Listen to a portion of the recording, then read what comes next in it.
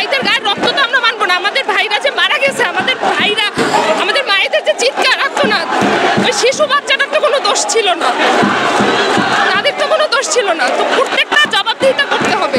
এরপরে আমরা মাঠ ছাড়বো, এর আগে আমরা মাঠ ছাড়বো না। ছাত্রদের উপরে এত কম সময় এত নির্যাতন কোনো বাংলাদেশের ইতিহাসে কখনো হয়নি। দেশ স্বাধীন হওয়ার পর থেকে বা স্বাধীন হওয়ার আগে থেকে আজ পর্যন্ত কখনো হয়নি, এবং এটাই দুঃখজনক বিষয় যে আমাদের গণতান্ত্রিক রাষ্ট্রে এটা হচ্ছে, এটা স্বীকার হতে হচ্ছে আমাদের।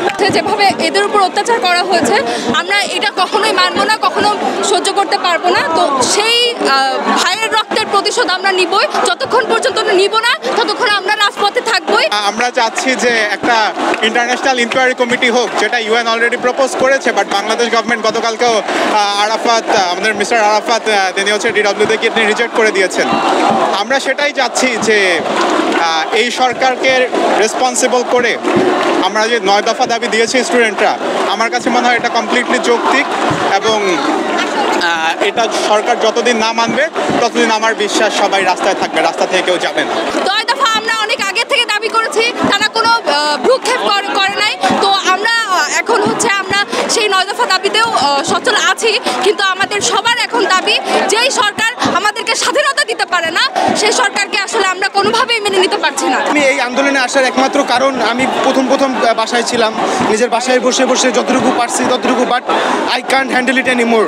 আমার বাসায় ফ্যামিলি, আমার মা, আমার বাবা সবাই চিন্তা করতেছে, আমার ওয়াইফ চিন্তা করতেছে, আমার 8 মাসের ফুটফুটে একটা মেয়ে আছে। আমি কিছুদিন পর আমার বিদেশ যাওয়ার চিন্তা ভাবনা, তারা সবসময় তারা চিন্তার ভিতরে আছে যে কখন আমার কি হয়। আমি এই আন্দোলনে না নামার জন্য, ঠিক আছে, এখন কিন্তু আন্দোলনটা শুধুমাত্র ছাত্রদের জন্য না।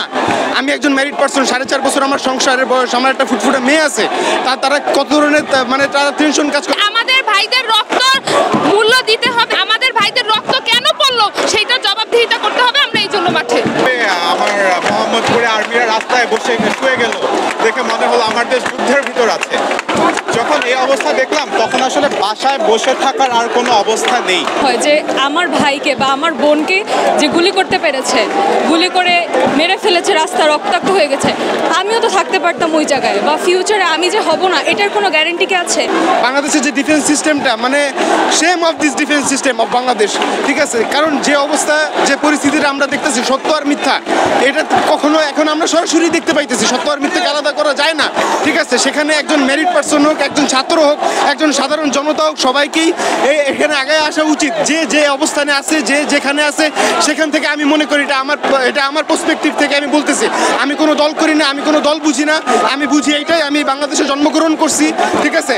আর এই বাংলাদেশের জন্য আগেও যারা ছাত্ররা ছিল, আগেও যারা লড়াই করছে, এখন আমরা আমাদের যতটুকু যতটুকু আমরা মনে করি অতটুকু আমরা আমাদের পক্ষ থেকে করতেছি।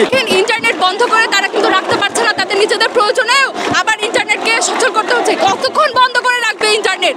কতক্ষণ চেষ্টা করবে প্রমাণ লুটপাট করার? প্রমাণ তো আমাদের সবার কাছেই আছে।